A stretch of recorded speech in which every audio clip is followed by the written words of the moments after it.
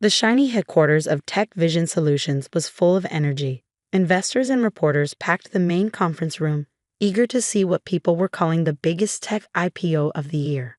I adjusted my glasses and quietly took a seat at the back, blending into the crowd. "Ladies and gentlemen," the investment banker announced, "please welcome Tech Vision's founder and CEO, Jack Porter." My ex-husband walked onto the stage with confidence. In his expensive suit and perfectly styled hair, he looked like the picture of success. The audience clapped loudly. "My name is Olivia Chen, and 5 years ago, Jack Porter stole my idea.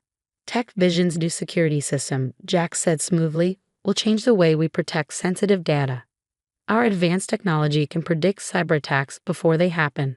I glanced at my tablet, checking my email. 3:45 p.m. In 15 minutes, everything would change.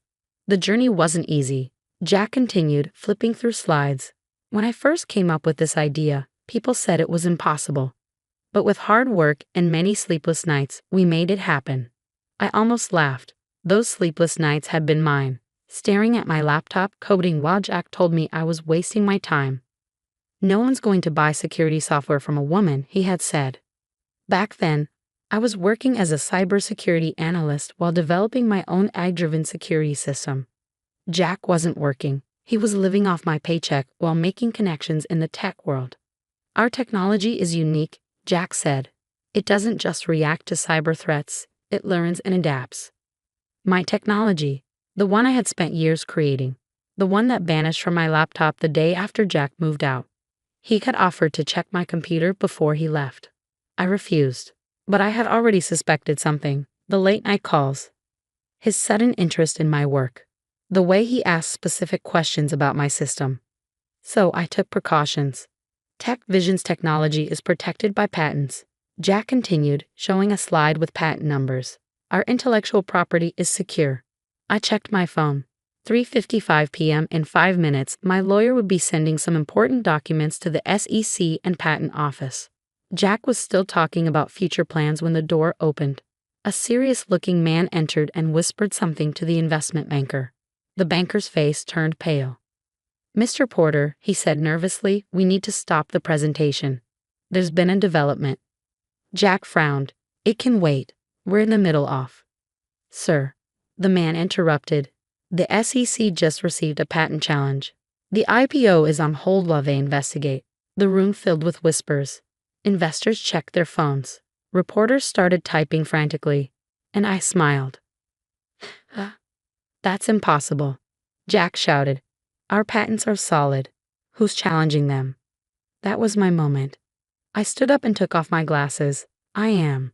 Jack's face went from confused to shocked to pale when he recognized me. What are you doing here?" he stammered. "Hello, Jack," I said, my voice steady. "It's been a while." I walked to the front of the room and held up my tablet. 5 years to be exact. Since the day you left, with a copy of my work and a dream of becoming a tech CEO. "This is nonsense," he snapped. "Security, get her out of here." "I wouldn't do that," I said calmly, "unless you want to explain why you're trying to silence the real creator of your core technology." I connected my tablet to the presentation screen. The room fell silent as documents appeared.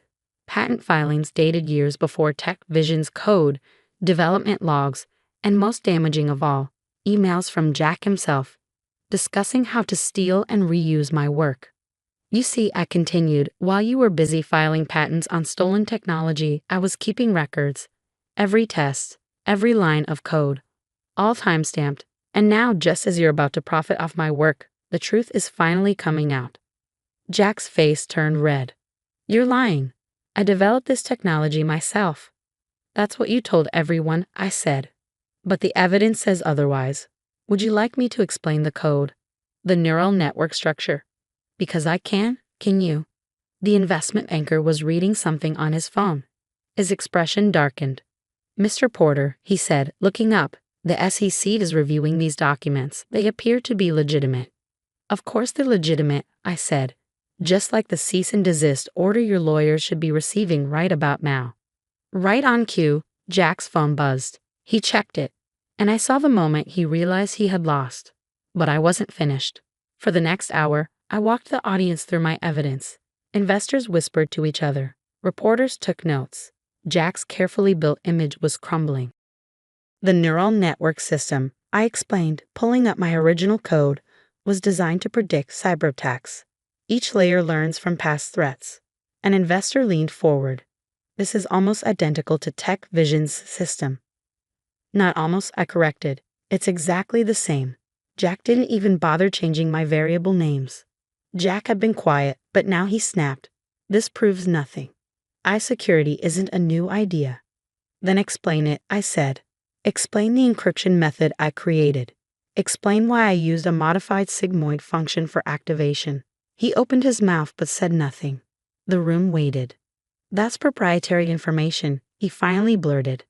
Actually, I said, showing another document, it's all in my original patent, filed 3 years before TechVision even existed. The investment banker and his legal team were whispering urgently. One of them walked over to Jack and spoke in a low voice. This is a scam, Jack suddenly shouted. She's my ex-wife, bitter about our divorce, trying to get money. But the damage was done. Everyone in the room knew the truth. I held up my hand. Let me stop you right there, Jack. This isn't about money. It's about the truth. About giving credit where it's due. I turned to face the room. 5 years ago, this man stole my work, my dream, and used it to build his success. Today, I'm taking it back. Jack laughed, but his voice shook with panic. You can't just walk in here and... Actually, I can. I cut in, nodding toward my lawyer, who had just entered. The patent office has already started an investigation. The SEC is stopping the IPO while they review the case. And most importantly, I pause, letting the moment sink in. I now own the majority of Tech Vision Solutions. The room exploded in shock. Jack's face drained of color. That's impossible, he whispered. The majority shares belong to venture capital firms. They did, I corrected. Until this morning when Quantum Ventures bought them. Do you know who owns Quantum Ventures, Jack? I didn't wait for his answer. I pulled up the final document, incorporation papers listing me as the sole owner of Quantum Ventures, the firm that had just taken control of Tech Vision. While you were busy pretending to be a tech CEO, I said I was building my own company, a venture capital firm focused on cybersecurity startups. We've been buying shares in Tech Vision for a year, waiting for this moment. The investment banker stepped forward, looking serious. Mr. Porter, given these developments, we have to suspend the IPO. The SEC will need to. This is a setup, Jack shouted. A trick. You can't just walk in and ruin everything I built. I tilted my head. Everything you built? Let's talk about that. A company built on stolen technology, a reputation built on lies. And now, I smiled. It's all falling apart. The next few weeks were filled with legal battles, news headlines, and company changes. Tech Vision's board held an emergency meeting, and with all the evidence against him, they voted to remove Jack as CEO. Now, I sat in Jack's former office, now mine, going through my original code.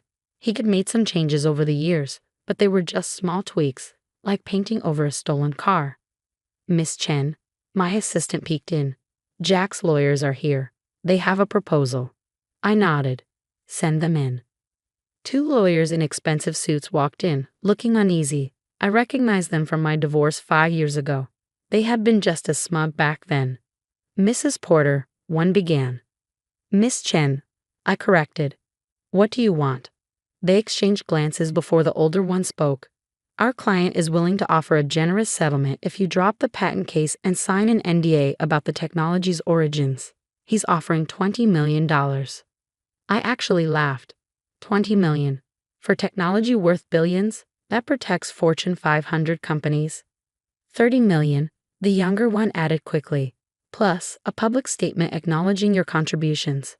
I stood up and looked out the window at the city below. Let's be clear, this isn't about money. It's about justice. Your client didn't just steal my code. He tried to erase me from my own creation's history. Miss Chen, the older lawyer said carefully, legal battles can take years. The bad publicity could hurt the company's value. The company's already damaged, I said, turning back to them. Because it was built on lies. But I'm going to fix that starting today. I folded my arms. Here's my offer. Jack publicly admits he stole my work. resigns from the board, and gives up all his remaining shares. Those shares will go into a foundation I'm creating to support women in tech. In return, I won't press charges for intellectual property theft. The lawyer stared at me, clearly not expecting this. That's everything he has left, the younger lawyer said. No, I replied. He had a chance to do the right thing, to build something real. Instead, he chose to steal and lie. Now he has to face the consequences. After they left, I called a company-wide meeting. The employees deserved to hear the truth from me. Standing on the same stage where Jack had tried to launch his IPO, I looked at the crowd of anxious faces. Tech Vision isn't shutting down, I said. The technology works. I should know because I created it. But from now on, we're going to build this company on honesty and real innovation, not stolen ideas. I showed them slides of my original work, how the technology had evolved, and my plan for the future. I know some of you are worried about your jobs, I continued. Let me make it simple. If you're here to innovate and make cybersecurity stronger, you have a place in this company. But if you were here just for the money Jack promised from stolen work, there's the door. Over the next few months, we transformed Tech Vision. I brought in my team, promoted talented employees who had been overlooked, and focused on real innovation. The press followed every step. Tech's greatest theft exposed. One headline read. Woman takes back stolen invention, said another. I did a few interviews, not to brag, but to send a message to other women in tech. Don't let anyone steal your work. A year later, we had our own IPO. The newly renamed Chen Security Solutions was valued at 3 times what Tech Vision had been. More importantly, we built something real. As for Jack, the last I heard, he was trying to start another company, but investors didn't trust him. A reputation for stealing ideas wasn't great for business. The day after our IPO, I got a package. Inside was my old laptop, the one that had mysteriously crashed 5 years ago. There was a note in Jack's handwriting. You were right. I was wrong. I'm sorry. I plugged it in. The hard drive had been wiped. It didn't matter. The truth had already come out, and I had built something far better than he ever could. That night, I sat in my office, looking at an old photo of me at my first hackathon, proud of the code I had written. I wish I could tell my younger self that everything would turn out even better than she imagined. My phone buzzed. A message from my head of development. The quantum encryption upgrade is ready. Want to check it out? I smiled and grabbed my laptop. On my way. This was what real innovation felt like. No stolen ideas, no lies, just a team working together to change the future of cybersecurity. And the best part, I was no longer in anyone's shadow. The story of how Jack Porter stole my technology would always be part of my past. But it wasn't my future. My future was in the code I was writing, the innovations we were building, and the example we were setting for the next generation of women in tech. Sometimes you have to lose everything to gain something greater. Sometimes having your dreams stolen teaches you how to rebuild them even stronger. And in the end, justice isn't about revenge. It's about the truth finally being heard.